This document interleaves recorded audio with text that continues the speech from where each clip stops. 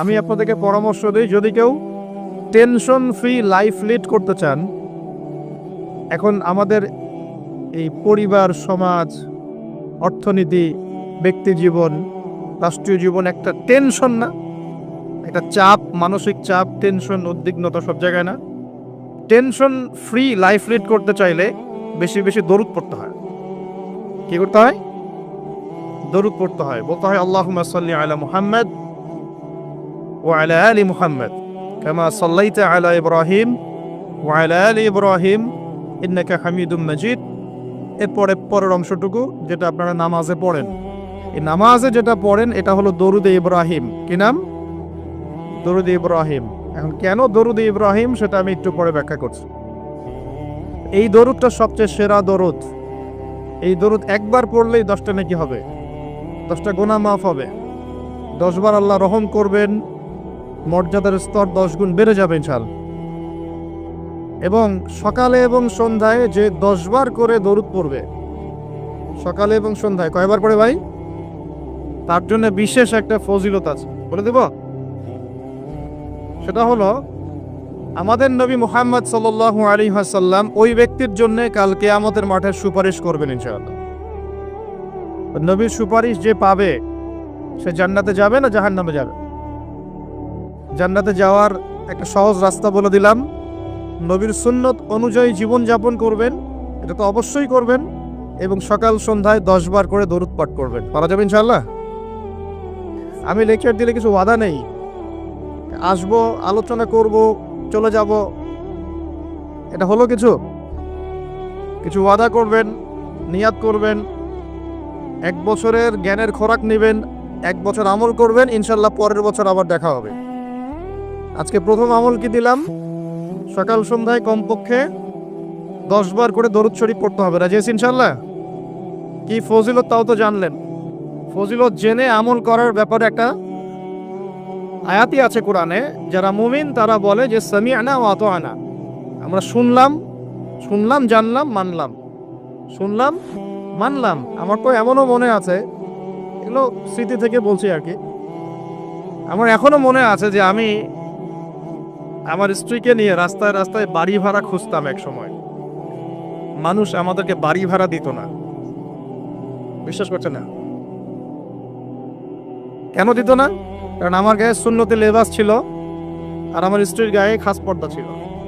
বাড়ি ভাড়া দেওয়ার আগে খুব গড় করে প্রশ্ন করতো, কোথা থেকে আসছেন, কি দরকার, কোথায় চাকরি করেন, কি করবেন, মানে আতঙ্ক একটা, না জানি কোন গ্রহের মানুষ আমরা, ও বাড়িতে না জানি কি করব। এই যে একটা ভাইব ছড়িয়ে দেওয়া হয়েছে সমাজের মধ্যে, দাড়ি, টুপি, পাগড়ি, জুব্বা, বোরখা, এগুলোর দিকে মানুষ যে একটা সন্দেহের চোখে তাকাচ্ছে, এই যে একটা ফ্লো, একটা ভাইব সৃষ্টি করা হয়েছে, আপনাদের কি মনে হয় না এটি ইসলামের বিরুদ্ধে চক্রান্ত হচ্ছে? দাড়ি, টুপি, পাগড়ি, জুব্বা, বোরখাওয়ালা মানুষটাই সারা দুনিয়ার সব অপকর্ম করে বেড়ায়। মিডিয়ার মধ্য দিয়ে, প্রযুক্তির মধ্য দিয়ে, নিজস্ব প্রিন্ট এবং ইলেকট্রনিক মিডিয়াগুলোর মধ্য দিয়ে সারা বিশ্বে ছড়িয়ে দেওয়া হয়েছে সবচেয়ে খারাপ মানুষ মনে হয় মুসলমানরাই, তাই না? যত বাঁকা দৃষ্টি শুধু দাড়ি, টুপি, পাগড়ি, বোরখা, এগুলোর পোশাক। ঢাকা শহর ভূমিকম্প প্রবণ এলাকা না? ভূমিকম্পের যে পাপগুলা, সেই পাপগুলো আমি কিন্তু একটা লেকচার আলোচনা করে আসছি সিলেটে, দেখে নিন অনলাইনে। 15টা থেকে 20টা পাপ আছে। এই পাপগুলোতে যখন একটা জাতি লিপ্ত হয়, আল্লাহর পক্ষ থেকে আযাব আসে। কয়েকটা কথা বলছি। পাপগুলোর মধ্যে একটা হচ্ছে যে যখন মানুষ বস্তুবাদী হয়, বেশি বস্তুবাদী মানে দুনিয়া নিয়ে খুব বেশি ব্যস্ত, পরকালের ফিকির কম, আল্লাহকে ভুলে গেছে। তারপরে যখন আমানত উঠে যায়, আমানত কি হয়? উঠে যায়। তারপর যখন গনিমতের মাল মনে করে আমানত মানুষ খেয়ে ফেলতেছে, আমানত রাখা হয়েছে, গনিমতের মাল মনে করে খেয়ে ফেলল। যখন মানুষ এই মাকে কষ্ট দেয়, মাকে কষ্ট দিয়ে মানে মায়ের সাথে খারাপ ব্যবহার করে, বউয়ের আঁচল ধরে বসে থাকে। যখন মানুষ বাবাকে দূরে ঠেলে দেয় আর বন্ধু বান্ধবকে কাছে টেনে নেয়। তারপরে আছে যখন গান বাজনা, বাদ্যযন্ত্র বেশি হয়, মানুষের কানের কাছে যখন বাদ্যযন্ত্র বাজতে থাকে, মানে হেডফোন দিয়ে গান শুনছেন, এখন কানের কাছে বাদ্যযন্ত্র বাজছে। যখন জেনা বেশি বেড়ে যায়, অশ্লীলতা বেশি বেড়ে যায়, ব্যভিচার বেড়ে যায়, এই পাপগুলো যখন বেড়ে যায় এবং গায়িকা নর্তকীর যে সংখ্যা বেড়ে যায়, প্রতিটা কথা আরবি দিয়ে বলা আছে, আমি বলতে গেলে টাইম যেত, আমি শর্ট করে বললাম। এই কাজগুলো যখন একটা সমাজের মধ্যে বেশি হয় তখন ওই জায়গায় আল্লাহর পক্ষ থেকে দুইটা মারাত্মক মানে আযাব আসে। তার মধ্যে একটা হচ্ছে মহামারী, আর একটা হচ্ছে এই ভূমিকম্প। আর ভূমিকম্পের সাথে চলে আসে ভূমি ধস, মানে ভূমি ধসে যায় এবং চেহারার আকৃতি পরিবর্তন হয়। আর একটা কি, হ্যাঁ, গরম বাতাসের আযাব আসে। এই গরম বাতাসের আযাবটা এখন আসে নাই, কিন্তু আমি শেষ জামানার হাদিসগুলো টুকটাক গবেষণা করে মনে হচ্ছে অচিরে গরম বাতাসের একটা আযাব আসবে বিশ্বের দিকে। এবং নাসাও এটা নিয়ে গবেষণা করছে অলরেডি। সূর্যের মধ্যে অনেক রকম বিক্রিয়া হচ্ছে, তেজস্ক্রিয় বিক্রিয়া হচ্ছে ইত্যাদি, হিলিয়াম গ্যাসের অনেক বিস্ফোরণ হচ্ছে। এগুলোর ওয়েভ বা ফ্লোটা আস্তে আস্তে পৃথিবীর দিকে ধেয়ে আসবে। নবীজি বলেছেন ফালিয়ারতাকিবু ইনদা যালিকা রিহান হামরা। এই রিহান হামরা কথাটা এই হাদিসের মধ্যে আছে। তিরমিজির 2211 নম্বর হাদিস এটা আছে। গরম বাতাস ধেয়ে আসবে পৃথিবীর দিকে, গরম বাতাসের আযাব, গরম বাতাসের আযাব আসবে। ওয়াজালজালা এবং ভূমিকম্প। অন্য হাদিসে আসছে সানাওয়াতু জালাজির, ভূমিকম্পের বছরগুলো। আর আসছে মুতানুন শাদীদ, বড় মহামারী। আর খাসফুন মানে যে জমিন ধসে যাওয়া, মাসখান মানে চেহারা আকৃতি বিকৃত হয়ে যাবে। আর কযফান একটা আছে, কযফান মানে পাথরের বৃষ্টি বর্ষিত হবে। এই আযাবগুলো কখন আসে? এই পাপগুলোতে মানুষ যখন লিপ্ত হয়। আর আমাকে বলেন দেখি, এই পাপগুলোতে আমরা কম বেশি লিপ্ত আছি কি নাই? বড় বড় বস্তুবাদী শহরগুলোতে এই পাপগুলো বেশি না? এখানে মানুষ ওই হাদিসের উপর আমল করছে। এখন কোন হাদিস? নবী সাল্লাল্লাহু আলাইহি ওয়াসাল্লামের ইন্তেকালের 80 থেকে 85 দিন আগে একটা হাদিস তিনি বলে গেছে, একদম শেষের দিকে, জীবনের শেষের দিকে। ওই হাদিসটাকে বলে হাদিসে জিবরিল। কি বলে? নবীজিকে জিবরাইল আলাইহিস সালাম মানুষের রূপ ধরে এসে জিজ্ঞাসা করেছিলেন যে কিয়ামত কবে হবে।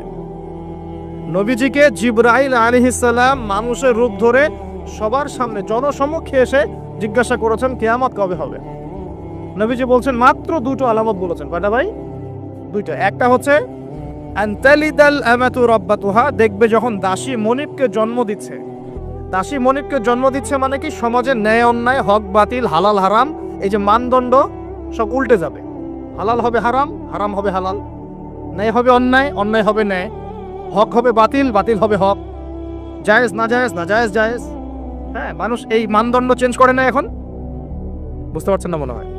এখন সমাজের সত্য মিথ্যা, ন্যায় অন্যায়ের মানদণ্ড কি কোরআন সুন্নাহ এখনো টিকে আছে?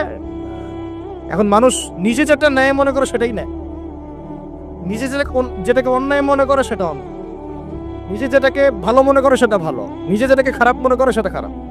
আল্লাহ যেটাকে হালাল করে দিয়েছেন মানুষ হারাম করে নিচ্ছে, আল্লাহ হারাম করে দিয়েছেন মানুষকে হালাল করে নিচ্ছে। হচ্ছে কি না এগুলা? এই যুগ চলে আসে নাই যে দাসী মনিবকে জন্ম দিচ্ছে না? মানে মানদণ্ড উল্টে গেছে। আমার কথা কি বুঝতে পারেন? মানদণ্ড উল্টে গেছে, জিনিস ভালো মন্দের, ন্যায় অন্যায়, হক বাতিলের মানদণ্ড উল্টে গেছে। বলেন তো সত্য মিথ্যার মানদণ্ড কি? আমার বুদ্ধি না আল্লাহর ওহী? কোনটা? সত্য মিথ্যা, ন্যায় অন্যায়, হক বাতিলের চূড়ান্ত মানদণ্ড কি? আমার বুদ্ধি নাকি আল্লাহ পাকের কোরআন সুন্নাহ? কোনটা? কিন্তু সমাজে কি সেটাই বাস্তবায়িত আছে 100%? 50% কি আছে? তো এই সমস্যাটা কি চলছে কিনা? তার মানে কি আমাদের এই বড় আলামতটা আমরা দেখছি কিনা? দেখছি। গেল 2 নাম্বারটা নবী বলছেন ওয়া আনতারাল হুফাতাল উরাতাল আলাতা রিয়া আশাই ইয়াতাতাওয়ালুনা ফিল বুনিয়ান। নবীজি বলছেন যখন দেখা যাবে সমাজের সবচেয়ে দরিদ্র শ্রেণীর মানুষ, স্যান্ডেল কেনার টাকা ছিল না, কাপড় পরার টাকা ছিল না, এই শ্রেণীর মানুষ, রাখাল মানে গরু ছাগল চড়াতো, এই শ্রেণীর মানুষ উঁচু উঁচু অট্টালিকা নির্মাণের প্রতিযোগিতা করবে।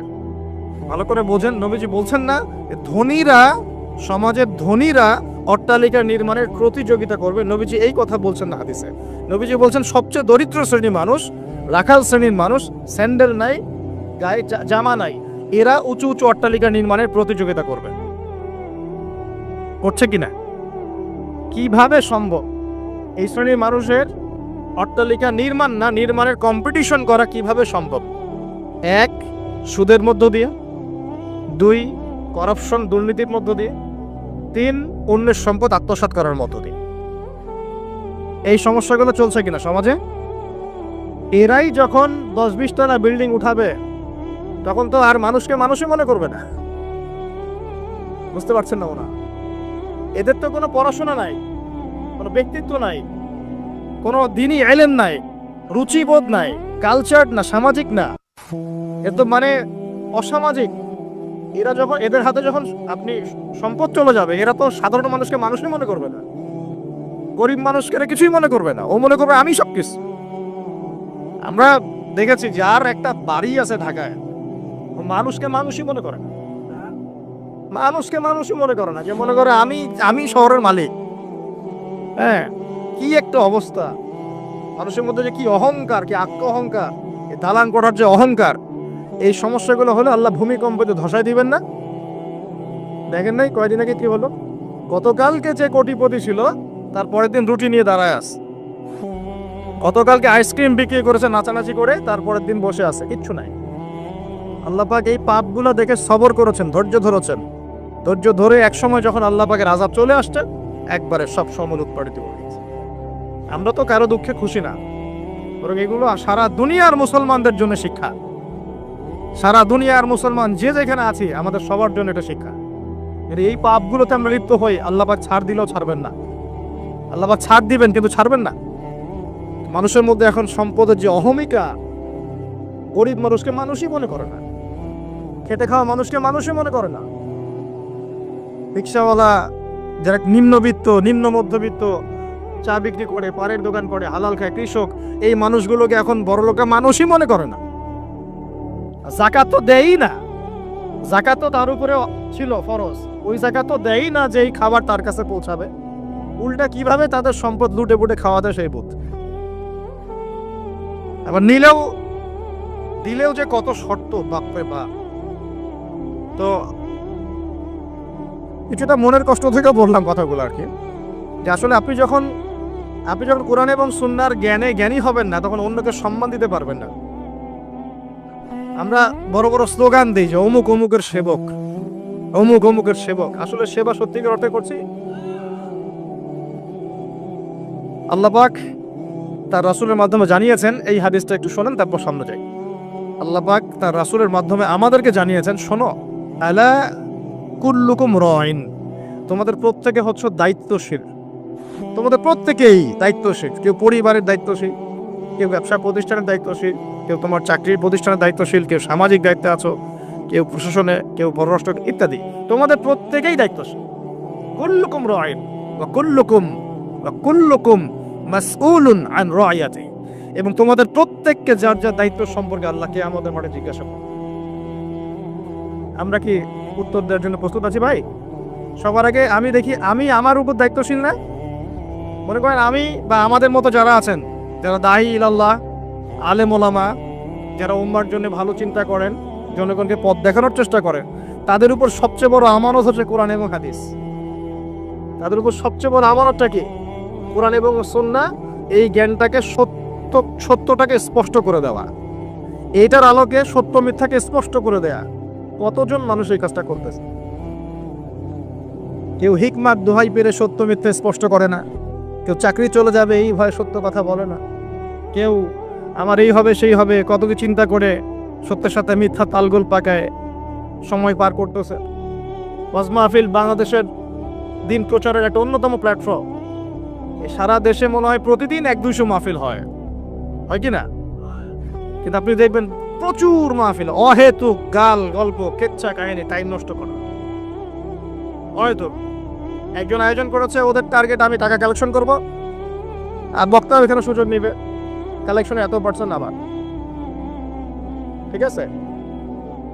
তারপরে জনগণও আসবে, কেউ আসছে ভিডিও করতে, কেউ সেলফি উঠাইতে, কেউ এটা কেউ সেইটা, ওদিকে চানাচুর খাচ্ছে, ওদিকে মেলা লাগছে, এরকম দেখেন। এক একজন এক এক উদ্দেশ্য। আসলে উদ্দেশ্য কি আমার এখানে? উদ্দেশ্য হবে আমি আল্লাহর দ্বীনের সত্য কথাগুলো কোরআন সুন্নাহর মানদণ্ডে যাচাই বাছাই করে যুগোপযোগী ভাবে জনগণের বুঝ অনুযায়ী তাদেরকে বুঝিয়ে দিয়ে আসবে। জনগণ কি করবে? অডিয়েন্স, তারা এখানে আসবে একটা নিয়াতে, আমরা কোরআন সুন্নাহ শুনবো, কোরআন সুন্নাহর কথাগুলোকে মেলাবো, যাচাই করব, যদি কোরআন সুন্নাহর সাথে মিলে যায় আমি গ্রহণ করবো, যদি বক্তার কথা কোরআন সুন্নাহর সাথে না মেলে আমি নিব না। আমি কেন, যত বড়ই বুজুর্গ বক্তা আসুক না কেন, আলেম আসুক না কেন, কোরআন সুন্নাহর সাথে যদি তাদের কথাগুলো মিলে না যায়, সেই কথা কখনোই আপনি গ্রহণ করবেন না। করবেন? কখনো কখনো কেউ অজ্ঞতাবশত এমন কথা বলতে পারে যেটা কোরআন সুন্নাহয় নাই। এটা যদি অজ্ঞতাবশত হয়, তাহলে সে জ্ঞান অর্জন করলে আপনাকে শুধরে দিবে এসব। আর যদি কেউ ইচ্ছা করে এগুলো করে, তাহলে আপনার উপর দায়িত্ব হচ্ছে কোরআন সুন্নাহর মানদণ্ডে যাচাই করে তার কথা গ্রহণ করা। এই কাজটাই বা কয়জন করে? শ্রোতাদের মধ্যে অনেকে আসছি বক্তাকে একবার দেখবো, চলে যাও। কেউ আসছে সেলফি উঠাবে, কেউ মোবাইলের ছবি তুলবে, কেউ ভিডিও করবে। প্রতিটা কাজের উদ্দেশ্য কি?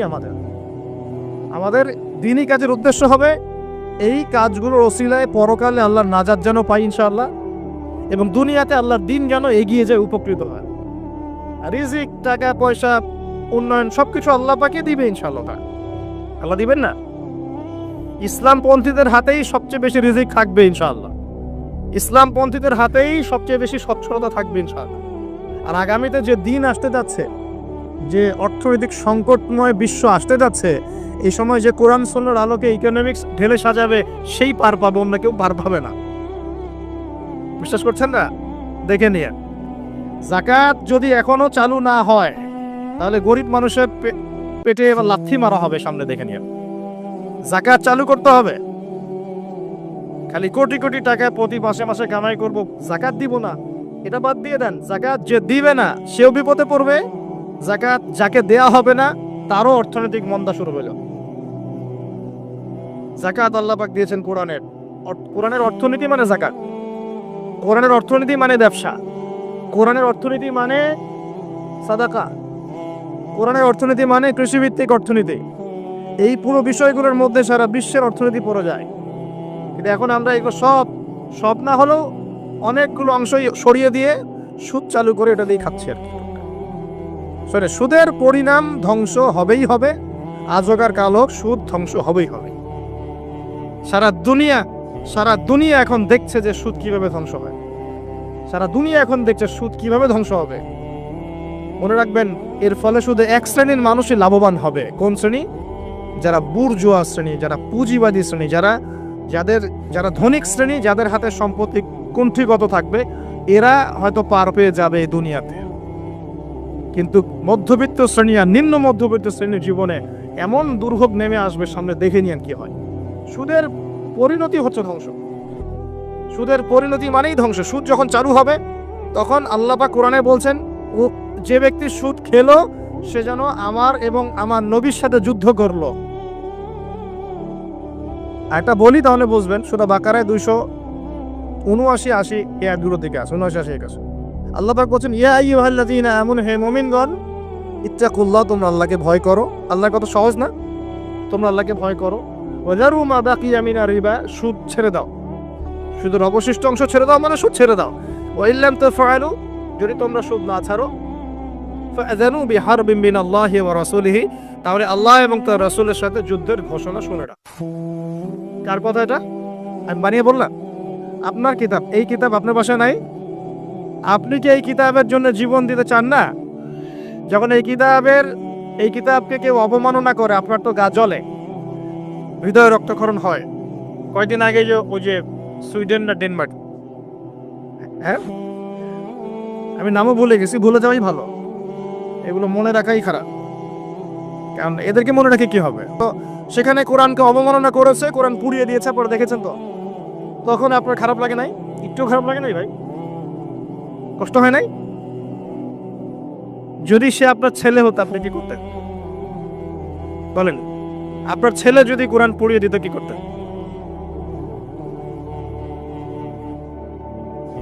এখন আমাকে বলেন, ওই কোরআনেই আছে সুদ খাওয়া মানে আল্লাহ এবং তার রাসূলের সাথে যুদ্ধ করা। আমি আর আপনি যে মানছি না, এখন আমাদের কি হবে বলেন? সে তো অমুসলিম, কোরআনে কি আছে জানেই না বেচারা। কোরআনের প্রতি অনেক ক্ষোভ, কারণ কোরআন ওদের সমস্ত জাহিলিয়াত অন্যায়ের বিরুদ্ধে কথা বলে। এই জন্য কোরআনকে পুরা দিতে চায় এবং নবীকেও গালিগালাজ করে, তাই না? ইসলামের বিরুদ্ধে দাঁড়া যায়, ইসলামের বিরুদ্ধে ওরা চেষ্টা চালায়, কারণ ওরা জানে না ইসলাম কি, ওরা বোঝে না কোরআন কি, ওরা বোঝে না মুহাম্মদ সাল্লাল্লাহু আলাইহি ওয়াসাল্লাম কে, তিনি কেমন আদর্শ, কেমন মানুষ, তিনি যে পুরো বিশ্বের জন্য রহমত। ওরা তো জানেই না, বোঝেই না। আমরা জানি না? এখন আমরা যে জানি, কিন্তু আমরা যে কোরআন পড়তে জানি না। আমরা তো জানি, কিন্তু আমরা তারপরেও যে কোরআন তেলাওয়াত করতে পারি না। জানার পরেও যে কোরআনের অর্থ কোনোদিন পড়ে দেখলাম না। আরে কত বছর তো অর্থ পড়তে বলেছিলাম যে অর্থগুলো একটু পড়ে দেখেন, বাপরে বাপ, যে ধোয়াটা ধুইলো আমাকে, আমি একদম পরিষ্কার হয়ে গেছি, এমন ধোয়া ধুইতেছে। কোরআনের অর্থ পড়ার দরকার নাই। আমি কি বলেছিলাম যে কোরআন তেলাওয়াত করলে কোনো নেকি হবে না? কোরআন তেলাওয়াত করলে কোনো নেকি হবে না, এই কথা বলেছিলাম? বলেছিলাম যে কোরআন তেলাওয়াত শুধু তেলাওয়াত করে গেলে আপনি ভিতরের হকটা আদায় করতে পারবেন না। কোনটা বলেছে? কোরআনে আপনি সূরা ফাতিহা পড়লেন, কিন্তু সূরা ফাতিহার অর্থ আপনি বুঝলেন না। আপনি কি সূরা ফাতিহার মধ্যে আল্লাহ যা বলেছেন তাকে বুঝতে পারলেন? এই যে আয়াত একটা তেলাওয়াত করলাম, আপনি পড়তে পারলেন, ইয়া আইয়ুহাল্লাযীনা আমানু তাকুল্লাহা ওয়া যারু মা বাকিয়া মিনার রিবা ইন কুনতুম মুমিনিন ওয়া ইল্লাম তাফআলু ফাআযানু বিহারবিন মিনাল্লাহি ওয়া রাসূলিহি। আপনি কি কিছু বুঝলেন? তিলাওয়াত তো করলেন, প্রত্যেক হরফে 10 নেকি হলো, আপনার আমলনামায় প্রত্যেক হরফে 10 নেকি হলো, ঠিক আছে, বুঝলাম, মানলাম। কিন্তু এই আয়াত যে আপনি বুঝতে পারলেন না। কিন্তু এখন আমি যদি বলে দেই আয়াতের অর্থটা এমন, হে মুমিনগণ, আল্লাহকে ভয় করো, সুদ ছেড়ে দাও, যদি না ছাড়ো আল্লাহ এবং তার রাসূলের সাথে যুদ্ধের ঘোষণা শুনে রাখো। এবার কি কিছু বুঝতে পারলেন? বুঝতে পারেন নাই? তাহলে অর্থের দরকার নাই ভাই। আর কত সহজ করে বলবো বলেন তো ভাই? আর কত সহজ করে বোঝাবো? আমি যে এখন মুসলিম পরিবারে জন্ম নিয়েও যে আমি কোরআন তেলাওয়াত করতে পারছি না, অর্থটা পড়ে দেখছি না, নবীর হাদিসগুলো পড়ছি না, কোরআন রেগুলার একটু তেলাওয়াত পড়ি না, কোরআনের একটু দাওয়াত মানুষকে দেই না, কোরআনের কাজে সাহায্য করছি না, এগুলো কি আমার অপরাধ হচ্ছে না? কে বড় অপরাধী তাহলে, তারা না আমরা? বলেন এবার, কি ওয়াদাটা করতে পারি? প্রথম ওয়াদা করেছেন দরুদ করবেন সকালে সন্ধ্যায় 10 বার করে। মনে আছে তো? অনেকে ভুলে গেছেন। আমাদের মেমোরি তো এখন মাছের মতো। অ্যাকুরিয়ামের মাছ আছে না, ওই মাছের মেমোরি ওখানে ঘোরে কেন সারাদিন জানেন? কারণ ওর memory short time memory loss. মানে ওর মেমোরি এত নিচু স্কেলের, ও মনে করে যে এটা হচ্ছে অনেক বড় সমুদ্র, কোথায় গেল ভুলে গেল। এই যেখান থেকে এই পর্যন্ত গিয়েছে ও ভুলে গেছে কোথায় কোথায় আসছে। Memory loss. আমাদের কেন জানে আমাদের জাতিটা এরকম হয়ে গেছে, আল্লাহ মাফ করো। একটা ইস্যু আছে, ওইটা নিয়ে একদম মাতামাতি লাফালাফ, চলে গেলে ওইটা ভুলে যাবে, নতুন ইস্যু। এমনটা হয় না? আচ্ছা, তো আপনারা ওই রকম হয়েন না অন্তত পক্ষে, আল্লাহ পাক তৌফিক দান করেন। তো প্রথমে ওয়াদা করেছেন কি 10 বার করে দরুদ, মনে আছে তো? আচ্ছা, এবার দ্বিতীয় ওয়াদা করেন যে কোরআন যারা তেলাওয়াত করতে জানেন না, আমি অর্থের কথা বলছি না এখন, জাস্ট তেলাওয়াতের কথা বলছি, যারা কোরআন তেলাওয়াত করতে জানেন না, এই যে রমজান মাস সামনে আসছে, এই পুরো রমজান সময় দিলাম, বিশুদ্ধ করে কোরআন তেলাওয়াত শিখতে হবে। রাজি আছেন ইনশাআল্লাহ? রাজি আছেন ইনশাআল্লাহ? ওয়াদা করছেন তো? নিয়াত এত দুর্বল কেন? নিয়াত এত দুর্বল কেন? কোরআন তেলাওয়াত শিখতে কি কষ্ট হবে খুব? এটা তেলাওয়াত শেখাটা কি অযথা হবে? কাজে দিবে? কোরআন যে তেলাওয়াত করতে জানে না, কোরআন কি তার পক্ষে সাক্ষী দিবে না বিপক্ষে সাক্ষী দিবে? কোরআন যার বিপক্ষে সাক্ষী দিবে, সে কি জান্নাতে যাবে? কি মনে হয়, জান্নাতে যাবে?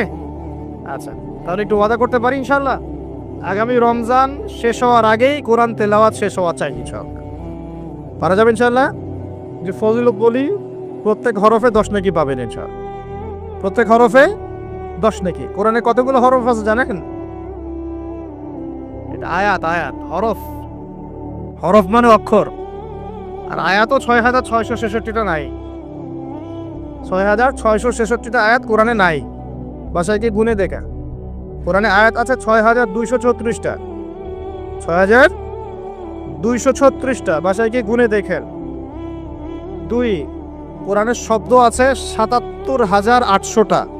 শব্দ বুঝি, ওয়ার্ডস 77,800টা, এটা হলো শব্দ সংখ্যা। আর অক্ষর প্রায় 5 থেকে 6 লক্ষ অক্ষর আছে। 5 থেকে 6 লক্ষ অক্ষর আছে। এখন প্রত্যেক হরফে 10টা করে যদি নেকি হয়, একবার বিশুদ্ধ করে কোরআন খতম দিলে কত নেকি হবে বলেন? কত হবে? কয়েক কোটি তো হবে নাকি ইনশাআল্লাহ? হবে তো নাকি? আল্লাহ পাক আমাদের সবাইকে বিশুদ্ধ করে কোরআন তেলাওয়াত করার তৌফিক এনায়েত করুন, বলি আমিন। আমিন। এখন যারা আমরা কোরআন তেলাওয়াত করতে জানি, হাফেজ আছি বা কোরআন পড়তে পারি মাশাআল্লাহ, তারা কি একটু ওয়াদা করতে পারি যে এই রমজান মাসে আলিফ লাম মিম থেকে শুরু করে মিনাল জিন্নাতি ওয়ান নাস পর্যন্ত 114টা সূরার অর্থ পড়ে দেখবো ইনশাআল্লাহ? কারা কারা কোরআন তেলাওয়াত করতে জানেন হাত তোলেন দেখি একটু। মাশাআল্লাহ, শুকরিয়া, জাযাকুমুল্লাহ। অনেকেই জানেন মাশাআল্লাহ, হাত নামান। যারা জানি আমরা এবার ওয়াদা করলাম, নিয়াত করলাম ইনশাআল্লাহ তাআলা এই রমজান মাস শেষ হওয়ার আগেই, আমরা এখন থেকে শুরু করব, রমজান শেষ হওয়ার আগেই আল কোরআনের 114 সূরা মানে 30টা পারা, প্রতিদিন এক পারা করে, প্রতিদিন এক পারা করে 30টা রোজায় 30 পারার অর্থ পড়ে শেষ করব ইনশাআল্লাহ তাআলা। রাজি আছেন ইনশাআল্লাহ?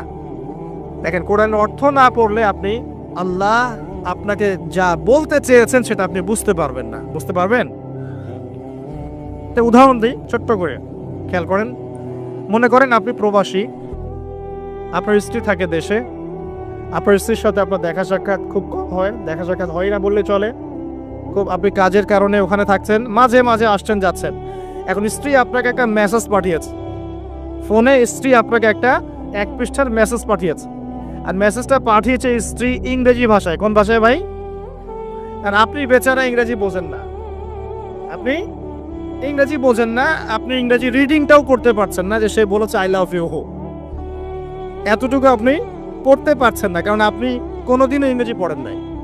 এটা যে আই, এটা যে এল, এটা ও, এটা ভি, এটা ই, এটা আপনি বুঝতে পারছেন না, কারণ আপনি ইংরেজি জানেনই না। মনে করেন এখন স্ত্রীর এই ভালোবাসাপূর্ণ মেসেজটা আপনি কি পড়তে পারবেন?